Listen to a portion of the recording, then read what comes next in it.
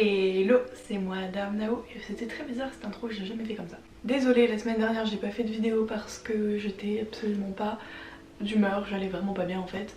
Donc j'allais pas me forcer à tourner une vidéo et j'ai essayé et ça n'a rien donné.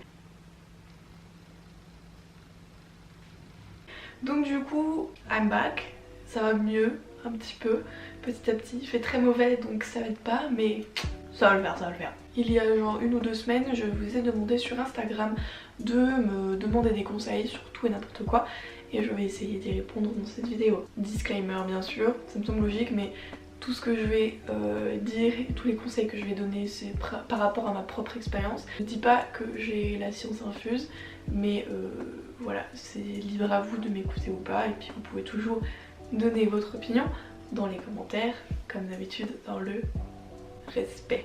Je vous invite à prendre un petit thé ou un café avec moi et puis c'est parti. Et aussi j'ai oublié de préciser mais tout est anonyme bien sûr donc je ne donnerai les noms ni les pseudos de personne. Alors j'ai une pote avec qui j'ai plus trop envie de parler, long story short, j'accroche plus trop avec son caractère etc. Sauf qu'en soi elle m'a rien fait, c'est juste qu'on n'est plus vraiment sur la même longueur d'onde. Du coup je sais pas trop comment lui faire comprendre de peur qu'elle le prenne mal. J'ai déjà vu ton cas, c'est normal, c'est pas quelque chose de rare on va dire. Les gens changent, surtout dans notre tranche d'âge, généralement les gens partent et viennent parce que on commence à avoir des opinions différentes, des envies différentes, des passions différentes. Enfin moi je regarde par exemple par rapport à il y a 2 ans, j'ai beaucoup changé donc soit en fait les gens avec qui tu traînes évoluent en même temps que toi et dans la même direction que toi, soit en fait vous prenez des chemins différents. Dans ce cas là, il n'y a pas grand chose à faire à part lui dire. Alors après je connais pas ta pote, je sais pas comment elle va réagir, il faut essayer de bien réfléchir à tes mots et pour pas la blesser parce que le but c'est pas de lui faire du mal. Après il faut garder en tête aussi que si tu restes amie avec, au bout d'un moment en fait elle va te saouler parce que vous avez plus rien à voir ensemble. Tu vas forcément devenir froide ou méchante sans vous forcément le vouloir parce que t'en auras marre. Donc du coup vaut mieux arrêter ça avant que ça parte en cacahuète et que du coup ce soit néfaste pour vous deux. Donc je te recommande, peut-être si t'as peur de pas savoir quoi lui dire, note-toi les points que tu aimerais aborder avec ta pote et par exemple lui dire bah voilà, bien lui préciser qu'elle a rien fait, que c'est pas contre elle, que t'es désolée mais que voilà il y a ça qui fait que je me vois plus être amie avec toi et je te souhaite bon courage pour la suite et j'ai été contente que tu fasses partie de ma vie. Voilà, il faut lui dire avec du tact parce qu'il faut pas blesser les gens mais être honnête. Donc voilà, bon courage, je sais que c'est pas toujours facile d'être honnête avec les gens, surtout quand t'as pas envie de faire du mal mais parfois c'est ce qu'il faut faire en fait. Vaut mieux dire une vérité qui blesse qu'un mensonge qui finira forcément par ressortir. Comment avoir assez confiance en soi pour porter le style que l'on veut, passer au-dessus du regard des autres. Mon ami, déjà bon, il n'y a pas de recette miracle. Déjà je pense que c'est aussi une histoire de caractère. Il y a des gens, de base, dans leur caractère, ils aiment bien soit sortir du lot ou juste il faut pas... Enfin, moi par exemple, j'ai jamais été quelqu'un qui prêtait vraiment attention à ce qu'on disait sur moi. Même si parfois ça pouvait m'atteindre, en fait, moi j'ai toujours eu un peu l'esprit de contradiction, donc en fait tout ce qui était dans la normalité, j'aimais pas. J'ai un peu changé parce que maintenant en fait, je pense qu'à l'époque j'aimais bien me sentir différente et tout parce que j'étais plus jeune et tout et je pense qu'on a un peu tous cette période là. Moi en fait j'aimais vraiment faire en sorte de sortir du lot et être un peu en mode bah tu vois moi je suis pas comme les autres et les autres et ben ils vont me juger, moi je m'en fous parce que je fais ce que je veux. Donc déjà il y a une histoire de caractère. Après moi ce que je peux te donner comme conseil c'est par exemple, imaginons il y a une tenue que t'aimes trop, que tu n'oses porter que chez toi. Imaginons que t'aimes le Lolita, voilà. Parce que le Lolita c'est pas forcément le plus simple à porter. Et ben tu vas par exemple porter ta robe, ta tenue de Lolita à un événement avec tes copains ou tes copines, genre juste une sortie en ville. Donc comme ça t'es pas seule, t'as pas à assumer le regard seul et du coup c'est moins compliqué parce que quand tu sors et que tout le monde te regarde et que t'es tout seul, c'est sûr que c'est toujours plus compliqué que si t'es avec quelqu'un. Et puis après, au fur et à mesure, ben, tu t'habitueras au regard des gens, tu feras plus vraiment attention, ça t'atteindra plus, et après tu te poseras plus la question. Vas-y progressivement, ou même par exemple prends une partie, genre un pantalon un peu original que t'oserais pas porter, ben mets-le avec des vêtements dans lesquels t'es à l'aise, et vas-y, bon, voilà, progressivement en fait. Tu t'habitueras et au bout d'un moment tu te poseras même plus la question. Moi est-ce que je me pose la question de comment on va me regarder quand je suis full harnais et un make-up genre hyper coloré et des cornes, non j'en ai plus rien à faire en fait. Voilà, après maintenant j'ai quand même beaucoup d'amis qui sont un peu dans mon style, donc du coup on a un groupe de gens bizarres et puis écoute, on fait avec.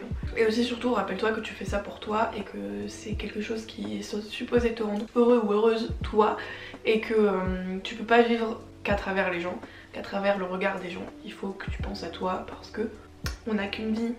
Alors, se remettre d'une rupture. Je suis pas forcément la mieux placée là-dedans parce que j'ai vécu une seule vraie rupture et je l'ai pas très mal vécu honnêtement. J'ai pas lâché une larme et je me suis pas sentie triste plus que ça, je me suis plutôt sentie libérée parce que c'est moi qui l'ai quitté et je pense que ça travaillait pendant un moment dans mon cerveau. Bref, on s'en fout, c'est pas ça l'histoire. Bref, moi de mon point de vue, si aujourd'hui là je devais rompre avec mon mec, bon, il faut se laisser le temps de pleurer. C'est normal qu'une rupture ce soit douloureux, c'est normal d'être triste, c'est normal de vouloir pleurer, c'est normal d'avoir l'impression que ton monde est complètement détruit et qu'il y a plus rien de beau pour toi à venir et que plus personne ne t'aimera ou que tu ne trouveras jamais quelqu'un comme lui ou elle. C'est normal, ce sont des sentiments que je pense la plupart des êtres humains ont ressenti une fois dans leur vie. Donc laisse-toi le temps de pleurer, laisse-toi le temps de guérir de cette rupture parce que il y a un deuil à faire généralement, surtout si t'as été pendant plusieurs années avec quelqu'un, là ça devient difficile. Mais aussi prends du temps pour toi, c'est-à-dire prends du temps avec tes amis pour sortir et penser à autre chose que les mecs, les meufs, voilà. Il y a une erreur que beaucoup font, mais parce qu'il y en a qui n'arrivent pas à être célibataires et ça vraiment je pense que c'est un travail à faire sur soi. Il faut apprendre à vivre célibataire, tu ne peux pas vivre ta vie en cherchant constamment à être avec quelqu'un parce que généralement tu vas juste attirer les pires merdes et tu vas juste sortir avec n'importe qui et en fait il faut savoir vivre déjà en paix avec soi-même avant de vouloir te mettre en couple. Donc voilà, prends du temps avec tes potes, fais des sorties, essaie de découvrir une nouvelle passion ou reprendre une passion que t'as peut-être un peu mis à l'abandon ou t'investir davantage dans un projet. Voilà, prends cette occasion pour faire un petit renouveau, un nouveau départ. Puis voilà quoi, avance dans ta vie tout en prenant le temps de faire son deuil et de pleurer. Et n'hésite pas à en parler à des amis et à pleurer avec eux. Et voilà, après il n'y a pas de recette miracle. Il y en a qui mettent moins longtemps que d'autres pour se remettre d'une rupture. Et si vraiment c'est trop difficile, peut-être voir un psy pour essayer de voir pourquoi c'est si dur et comment tu peux faire pour guérir de cette douleur et de cette blessure. Voilà, je sais pas si ça a été à louer. Les rencontres en ligne, comment savoir si la personne en face est sincère? C'est compliqué parce que généralement c'est pas marqué sur leur tête. Il n'y a pas marqué je suis sincère machin, tu peux pas vraiment être certain à 100%. Moi personnellement j'ai généralement un peu un sixième sens, c'est-à-dire que les gens en fait j'arrive à les sentir assez facilement. Je pense que c'est mon hypersensibilité qui fait que j'arrive à ressentir les vibes des personnes. Déjà un premier truc c'est que je dirais être âgé. Éviter de rencontrer des gens en ligne quand on est trop jeune. Moi je dis ça, j'ai été 3/4 des gens que j'ai rencontrés quand j'étais plus jeune, c'était internet parce que j'arrivais pas du tout à créer des liens en vrai, donc il y a toujours des exceptions.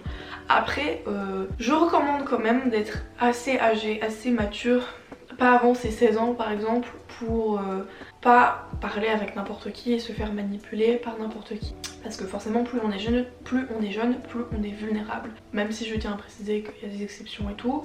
Moi ça va, j'ai eu de la chance, j'ai pas rencontré trop de creeps, même si j'en ai eu et j'ai des histoires un peu cheloues et des gens un peu chelous avec qui j'ai discuté et tout ça.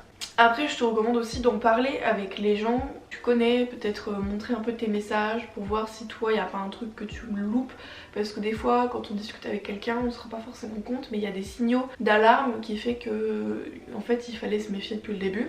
Donc avoir un avis extérieur ça peut quand même pas mal aider.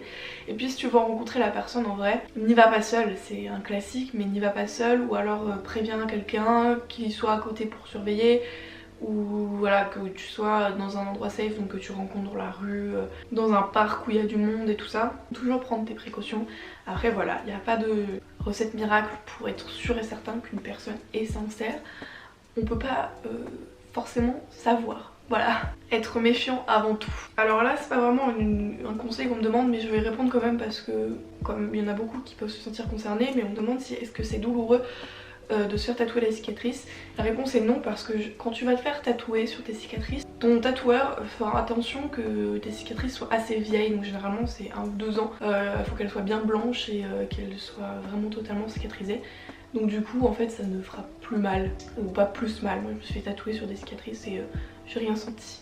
Comment faire pour ne plus se laisser marcher dessus? Je dirais qu'il faut déjà imposer tes limites dès le début. Dès que tu rencontres quelqu'un, imposer ses limites, montrer qu'on peut pas te dire n'importe quoi et on peut pas faire n'importe quoi avec toi. Après honnêtement, personnellement j'ai jamais trop à montrer qu'on peut pas marcher dessus et tout, parce que je vais couper les ponts directement. Donc c'est à dire que si quelqu'un me manque de respect et que c'est allé trop loin, je vais direct dégager la personne et pas chercher à discuter plus que ça, parce que moi je trouve pas qu'il y a de l'intérêt à essayer de discuter avec quelqu'un qui te manque de respect, parce que si t'es mon ami, tu me manqueras pas de respect. Après tout dépend de ta relation avec la personne, ça peut arriver que quelqu'un aille un peu trop loin. Donc là en fait il faut prendre la personne en face et lui dire voilà c'est qu'à vérité et les choses qui t'ont pas plu. Il faut être honnête avec soi-même, et dès que tu ressens quelque chose, que tu as été blessé et qu'il y a quelque chose qui t'a pas plu, il faut le dire directement. Et en fait quand les gens vont voir que tu es honnête, on peut pas dire n'importe quoi et faire n'importe quoi avec toi. Les gens vont arrêter de te manquer de respect et ils te marcheront plus dessus. Aussi faire beaucoup le tri parce que il n'y a pas besoin que, moi personnellement avec mes amis, aucun moment où j'ai l'impression qu'on m'a marché dessus, ou quand il y avait des trucs qui ont un peu dépassé les bornes, je l'ai dit et la personne s'est rendue compte et c'était pas fait exprès. Voilà. Est-ce que j'ai répondu? Je suis extrêmement anxieuse et mal à l'aise avec les gens, je sais pas comment changer ou gérer ça. Moi c'est l'hypnose qui m'a beaucoup aidée pour mon agoraphobie, mon début d'agoraphobie et mon anxiété, et les séances de psy à côté et tout ça. Un des trucs qui m'a aidé à réussir à sortir et à être à l'aise en lieu public, parce que maintenant franchement j'arrive à parler assez aisément, j'arrive à demander de l'aide dans la rue, j'arrive à parler au serveur et tout ça, alors qu'avant je pouvais pas. C'est de sortir de sa zone de confort, il faut se forcer. C'est comme, il faut affronter sa phobie en fait. Du coup tu peux faire ça petit à petit. Ça dépend en fait c'est quoi pour toi le maximum que tu puisses faire, et il faut toujours aller un petit peu plus loin. Donc par exemple, imagine pour toi demander ton chemin c'est un peu trop, et tu peux te contenter de, je sais pas, demander l'heure, parce que c'est une interaction un peu plus courte. Ou alors, voilà, te forcer à aller demander les sauces au McDo. Et en fait, au début ça va être compliqué, au début tu vas être tétanisé. Par exemple moi j'avais peur d'appeler au téléphone avant. Et j'ai dû me forcer, au début c'était horrible, au début c'était difficile, je devais noter tout ce que je devais dire, mais au bout d'un moment en fait je m'y suis fait, et maintenant je peux appeler pour du travail et tout ça, pour des rendez-vous et comme une adulte responsable, et je n'ai plus autant de stress et d'angoisse qu'avant. J'aime toujours pas être appelée au téléphone, mais voilà, maintenant c'est plus une source d'angoisse horrible pour moi. Donc sortir de ta zone de confort, ça va forcément t'habituer, et au fur et à mesure tout deviendra plus facile. Comme discuter avec des gens que tu connais pas forcément, au début c'est hyper compliqué, mais donc commence peut-être avec des petits groupes, et après tu pourras faire avec de plus en plus de personnes. Après je sais que personnellement je suis quand même quelqu'un de assez introverti, même si on dirait pas. J'aime pas particulièrement parler avec des gens quand on est dans un groupe de 30 personnes. Je vais pas aller taper la discute avec des gens que je connais pas, mais par contre maintenant si on vient à moi ce sera moins compliqué pour moi de continuer les interactions. Alors on m'a demandé comment trouver un appart étudiant correct, pas une cage à poules et un petit job étudiant. Pour l'appart je peux pas vraiment aider, parce que les 2 apparts que j'ai eu c'était grâce à mon copain, et c'est lui qui s'en est occupé.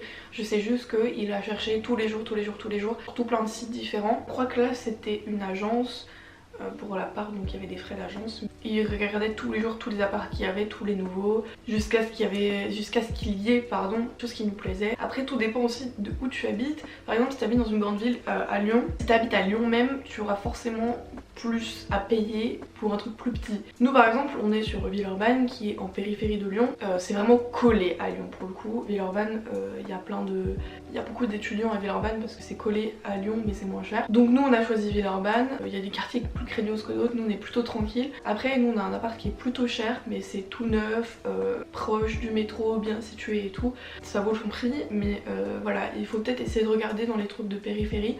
c'est toujours moins cher. Et pour le job étudiant, là actuellement je suis en recherche, mais je pense qu'on est vraiment beaucoup dans ce cas là et je n'ai rien. Mais j'utilise Indeed beaucoup, regarde les boîtes d'intérim. Pour le moment on m'a jamais rappelé mais ça peut marcher. Par exemple si tu veux faire de la garde d'enfants ou du ménage, il y a Youpies. Et je crois qu'ils font aussi la garde d'animaux.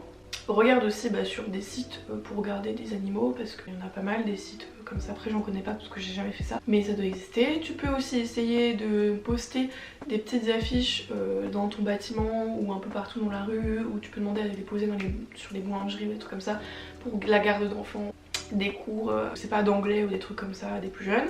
Et aussi prendre des CV en masse avec toi et des lettres de motive et essayer de les poster un peu partout. Postuler même si on n'y cherche pas forcément. Par exemple l'autre coup j'ai postulé à Pull&Bear, ils m'ont dit qu'ils cherchaient pas mais qu'au moins ils avaient mon CV. Et il faut spammer. Et aussi un truc qu'on m'a dit de faire mais que j'ai encore jamais fait, c'est de rappeler une fois que t'as postulé, genre 1 ou 2 semaines après. Parce que des fois ils oublient et moi personnellement je comprends pas pourquoi tu devrais rappeler s'ils ne veulent pas t'embaucher. Mais voilà, on m'a dit qu'il fallait le faire et je leur fais confiance aux gens qui m'ont dit ça. Comment se sortir de l'anorexie?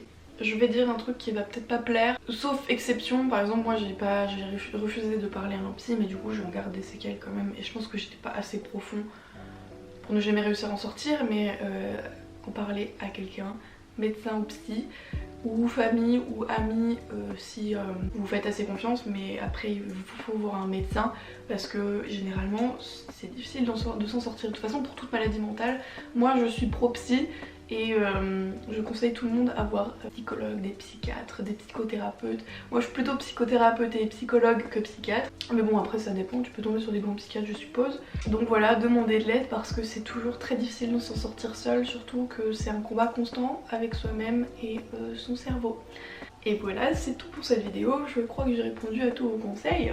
J'espère que je vous ai apporté quelque chose, même si c'était minime. Si vous voulez d'autres vidéos dans ce genre, bah n'hésitez pas à me demander des conseils, peut-être que je pourrais en refaire une deuxième vidéo s'il y en a assez. Vous pouvez aussi débattre sur ce que j'ai dit ou vous-même donner des conseils aux personnes qui m'ont demandé. Et voilà, je pense que j'ai tout dit, je vous dis à très bientôt, à plus en plus, à bientôt dans le métro, à demain dans le train.